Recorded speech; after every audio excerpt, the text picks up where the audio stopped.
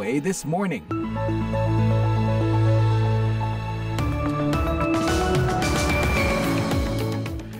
Hello, good morning, selamat pagi semuanya. VOA This Morning kembali mengudara untuk Anda. Selamat berjumpa lagi dengan saya Leonard Triano dalam siaran ini, Rabu 31 Juli 2024. Right at the very end of the month, sebentar lagi Agustusan ya tentunya. Bersama saya kali ini sebenarnya di ruang terpisah ya, produser Bani Rahayu dan teknisi kami Nelson Lopez. Siaran ini dipancarkan live dari Studio 17 VOA di pusat kota Washington DC. Berbagai laporan terkini dan informasi menarik lainnya telah kami siapkan untuk Anda, diantaranya Harris usung hak reproduksi, Trump remehkan anti-aborsi. We trust women to make decisions about their own body. Penerbangan rute Libanon dihentikan, kekhawatiran perang semakin meningkat.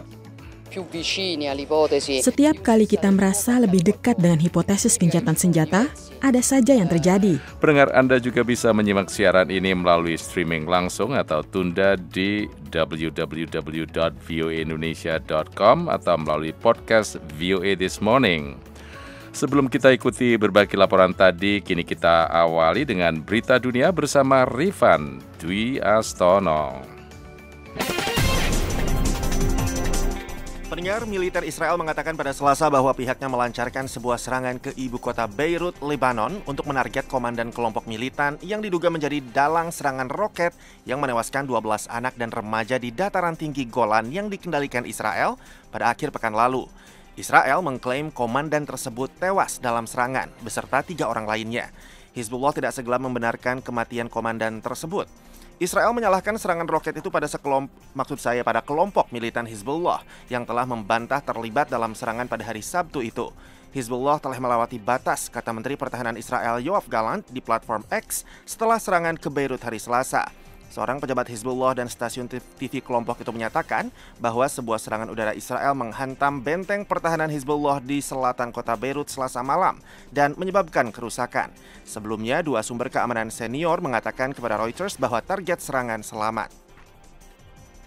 Sementara itu, para pejabat Perserikatan Bangsa-Bangsa (PBB) pada Selasa mengatakan bahwa situasi kemanusiaan di Gaza sangat berdampak buruk, khususnya pada anak-anak Palestina, karena menyusutnya akses air bersih, sanitasi, dan vaksinasi.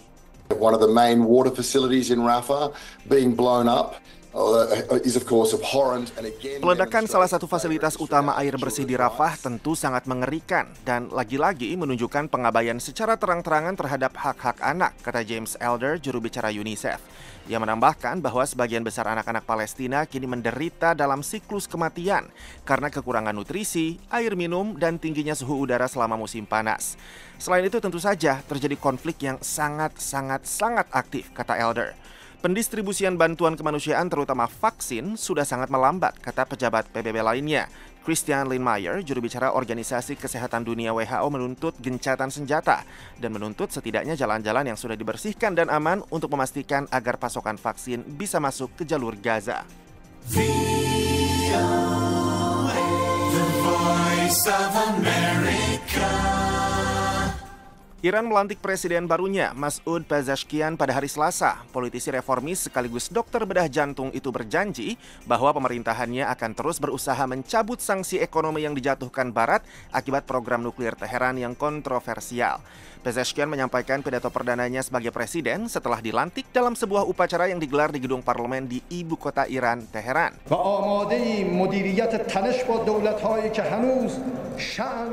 Ia mengatakan ia menganggap normalisasi hubungan ekonomi Iran dengan dunia sebagai hak Iran yang tidak dapat dihilangkan. Saya tidak akan berhenti berusaha mencabut sanksi-sanksi yang menindas ini, ungkapnya. Pemimpin tertinggi Iran, Ayatullah Ali Khamenei, pada hari Minggu secara resmi mendukung Pezeshkian, mendorongnya untuk memprioritaskan negara-negara tetangga, Afrika dan Asia, serta negara-negara yang telah mendukung dan membantu Iran dalam kebijakan luar negerinya. Pezeshkian yang sebelumnya telah lama menjadi anggota legislatif, memenangkan pemilihan presiden Juli lalu setelah pendahulunya Ebrahim Raisi tewas dalam kecelakaan helikopter pada bulan Mei yang memicu digelarnya pemilu dini. Kita beralih ke Filipina. Menteri Luar Negeri dan Menteri Pertahanan Amerika Serikat mengumumkan pendanaan militer senilai sekitar 8 triliun rupiah untuk meningkatkan pertahanan dan kemajuan Filipina melalui proposal Pakta Pembagian Intelijen Militer ketika kedua negara menekankan kembali kekhawatiran mereka akan berlanjutnya tindakan agresif Tiongkok di kawasan Asia Pasifik. Menlu Amerika Serikat Antony Blinken dan Menhan Amerika Lloyd Austin bertemu dengan Presiden Filipina Ferdinand Marcos Jr. yang telah memperkuat aliansi perjanjian Manila dengan Washington yang sudah berlangsung selama puluhan tahun ketika pertikaian antara pasukan Filipina dan Tiongkok mengemuka sejak tahun lalu di Laut Cina Selatan yang disengketakan. Marcos memuji jalur komunikasi yang sangat terbuka antara Washington dan Manila, sambil menekankan bahwa aliansi perjanjian kedua negara dan isu-isu penting di Laut Cina Selatan dan kawasan Indo-Pasifik terus diteliti dan diteliti kembali, sehingga kami dapat menanggapinya dengan cepat, ungkapnya. Marcos menekankan perlunya kehadiran militer Amerika demi stabilitas dan perdamaian Asia. Kita beralih ke Amerika Serikat. Para pejabat mengatakan Meta telah setuju untuk membayar ganti rugi senilai sekitar 22 triliun rupiah untuk menyelesaikan gugatan hukum yang diajukan Texas terkait perlindungan data pribadi, di mana raksasa teknologi itu dituduh menggunakan data biometrik para penggunanya tanpa seizin mereka. Jaksa Agung Texas Ken Paxton mengatakan pada hari Selasa bahwa jumlah uang ganti rugi tersebut adalah yang terbesar yang pernah diperoleh suatu negara bagian. Pada tahun 2021, seorang hakim menyetujui uang ganti rugi sebesar sekitar 10 triliun rupiah untuk menyelesaikan kasus serupa dengan perusahaan yang dulu bernama Facebook itu atas tuduhan serupa para penggunanya di Illinois. Meta mengatakan dalam sebuah pernyataan bahwa perusahaan itu senang dapat menyelesaikan masalah tersebut. Demikian berita dunia pagi ini bersama saya Rifan Dwi Astono.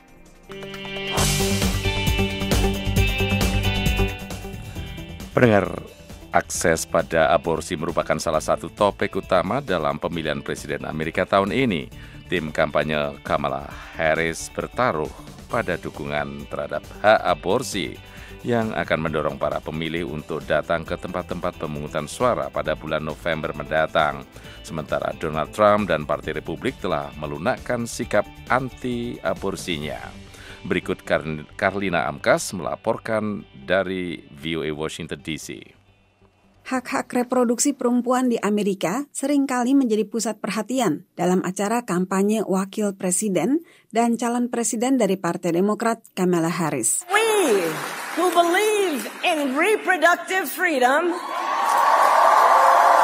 will stop Donald Trump's extreme abortion bans. Kami yang percaya pada kebebasan reproduksi akan menghentikan larangan aborsi ekstrim yang dilakukan Donald Trump. Karena kami percaya perempuan dapat mengambil keputusan mengenai tubuh mereka sendiri dan tidak membiarkan pemerintah menentukan apa yang harus mereka lakukan. Mantan Presiden Donald Trump memuji keputusan Mahkamah Agung pada 2022 yang membatalkan perlindungan federal terhadap akses aborsi. Dia menekankan bahwa dia mendukung masing-masing negara bagian untuk memutuskan apakah akan mengizinkan atau melarang aborsi. Sebenarnya Partai Demokrat itu sangat radikal. Tidak semuanya seperti itu karena sebagian besar dari mereka setuju dengan kita. Sedangkan sikap kita adalah keputusan soal aborsi kini kembali ke negara bagian. Trump dan Partai Republik belakangan ini meredakan retorika aborsi mereka yang terkadang mencakup seruan larangan aborsi secara nasional. Itu bukan suatu kebetulan, ujar pakar jajak pendapat Rutgers University, Ashley Conning. Melalui Skype, ia mengatakan, We saw in the midterms and in special elections when abortion is either directly or indirectly on the ballot. Kita saksikan pada pemilu sela dan pemilu khusus ketika aborsi, baik secara langsung maupun tidak langsung, dimasukkan dalam surat suara. Betapa besar dampaknya sejauh ini pada pemilu. Dan bahwa para pemilih mendukung isu kesehatan reproduksi dan isu-isu aborsi. Partai Demokrat mengandalkan sikap pro-pilihan dan menyatakan dukungan mereka pada penyedia layanan aborsi. Di antara kelompok-kelompok anti-aborsi, terdapat kelompok yang meragukan bahwa hak-hak reproduksi akan mendorong jumlah pemilih yang akan datang ke tempat pemungutan suara pada November. Pendukung Trump mungkin tidak akan meningkatkan fokus mereka pada aborsi secara tajam selayaknya kampanye Harris, menurut pendapat Ketua Komisi Hak Hidup Nasional, Carol Tobias. Para analis memperkirakan kampanye Trump akan terus memprioritaskan perekonomian dalam menarik pemilih. karena isu tersebut secara historis merupakan perhatian utama masyarakat Amerika dalam pemilihan presiden. Karlina Amkas, VOA, Washington. Yes, selamat pagi pendengar. Saya Leonard Triono. Demikian tadi Karlina Amkas menyampaikan laporan koresponden VOA Veronica Banderas Iglesias. Kita beralih ke laporan berikutnya. Sejumlah maskapai penerbangan internasional telah menghentikan sementara rute penerbangan dari dan menuju Libanon pasca serangan roket yang menghantam Israel akhir pekan lalu. Para pemimpin dunia menyerukan agar seluruh pihak menahan diri. Taris Hirsi menyampaikan laporan selengkapnya. Meningkatnya ketegangan di kawasan perbatasan antara Israel dan Lebanon membuat sejumlah maskapai penerbangan, khususnya dari Eropa, membatalkan aktivitas penerbangan di wilayah tersebut. Grup maskapai penerbangan asal Jerman, Lufthansa Group, pada hari Senin mengatakan bahwa 3 maskapai mereka, Lufthansa, Swiss, dan Eurowings, memutuskan untuk menghentikan sementara penerbangan dari dan ke Beirut hingga setidaknya 5 Agustus mendatang. Air France juga melakukan hal serupa untuk sejumlah penerbangannya. Meski begitu, bagi Haddad Sharkawi, seorang mahasiswa asal Lebanon yang sedang menempuh studi di Italia, mengatakan bahwa pembatalan penerbangan tersebut tidak menghentikannya untuk menemui keluarganya di Lebanon. Berbagai ancaman itu tidak mempengaruhi keputusan saya sama sekali untuk datang ke Libanon. Bahkan jika ancaman itu nyata, kami akan tetap datang ke Libanon, terutama ke wilayah selatan. Hal senada juga disampaikan Muhammad Bokhalid yang berasal dari desa Jarjuk di Lebanon Selatan dan sedang dalam perjalanan menuju Bandara Rafik Hariri di Beirut untuk menjemput anak perempuan dan cucunya. Kami sering mendengar adanya serangan udara. Pekikan suara jet Israel tidak mempengaruhi kami karena warga Libanon Selatan sudah terbiasa dengan hal-hal ini. Kami tidak takut apapun. Perdana Menteri Israel Benjamin Netanyahu pada hari Senin bertekad untuk melakukan pembalasan yang keras terhadap Hizbullah setelah serangan roket pada akhir pekan lalu yang menewaskan 12 anak-anak di Golan Heights yang dikuasai Israel. Israel menuding Hizbullah melancarkan roket tersebut dari Lebanon dan menghantam lapangan sepak bola di kota Druze, Majd al-Shams, tempat anak-anak itu bermain. Namun dalam langkah yang tidak biasa, Hizbullah membantah keterlibatan apapun dalam serangan itu. Perdana Menteri Italia Giorgia Meloni menyampaikan keresahannya atas meningkatnya ketegangan tersebut dan meminta Israel untuk tidak jatuh ke dalam jebakan dengan bereaksi terhadap serangan dari Lebanon. Setiap kali kita merasa lebih dekat dengan hipotesis gencatan senjata, ada saja yang terjadi. Artinya, ada sejumlah, katakanlah, pemain regional yang ingin eskalasi dan menurut kami ingin memaksa Israel untuk bereaksi. Saya katakan hal ini sekaligus mengajak Israel untuk tidak jatuh ke dalam jebakan ini. Sementara Menteri Luar Negeri Inggris David Lammy mengatakan bahwa Inggris turut mengutuk serangan yang terjadi di Golan Heights, tetapi meminta semua pihak untuk menahan diri. The situation on the de facto border between Lebanon and Israel is very concerning. Situasi perbatasan de facto antara Libanon dan Israel sangat memprihatinkan. Kami mendesak semua pihak untuk bertindak dengan hati-hati. Inggris mengutuk serangan di Golan Heights yang secara tragis telah merenggut nyawa 12 orang. Hizbullah harus menghentikan serangan dan aktivitas mereka yang mengganggu stabilitas. Kekhawatiran akan semakin berkembangnya kekerasan antara Israel dan Hizbullah meningkat selama akhir pekan lalu. Namun, Menteri Pertahanan Amerika Serikat Lloyd Austin meyakini bahwa persoalan ini bisa diselesaikan secara diplomatis. Dari Washington DC, Taris Hirsiman melaporkan untuk VOA. The Voice of America, VOA.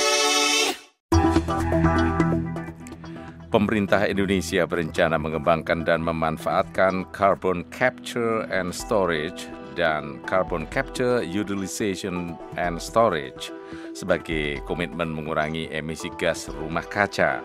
Namun, aktivis dan ekonom melihat teknologi tersebut justru akan semakin memperparah krisis iklim. Reporter VOA Gita Intan melaporkan dari Jakarta.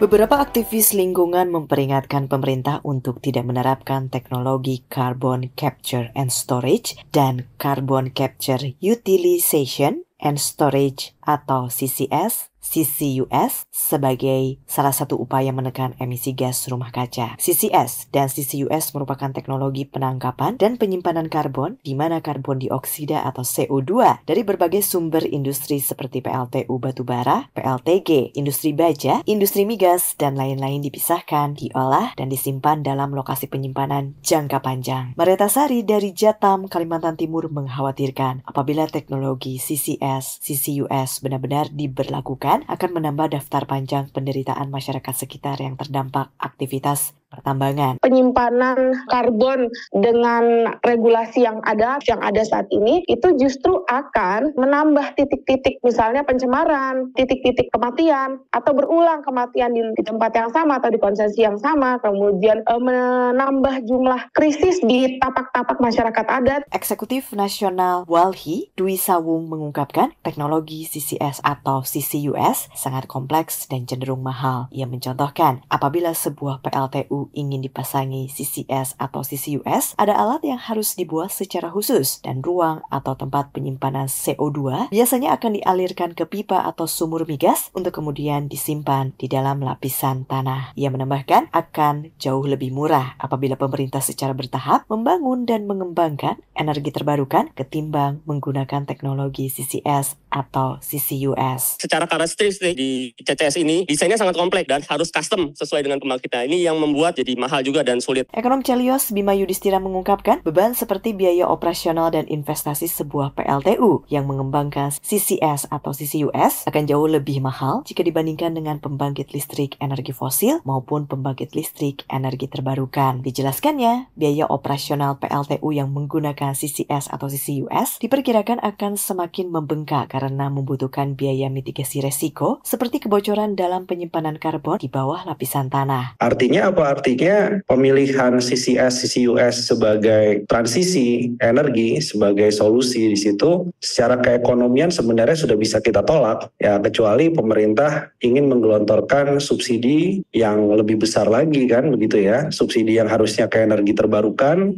itu justru nanti subsidi dan dana kompensasinya bisa masuk ke CCS, CCUS. Itu jadi masalah baru. Dari Jakarta, Gita Intan melaporkan untuk VOA Washington.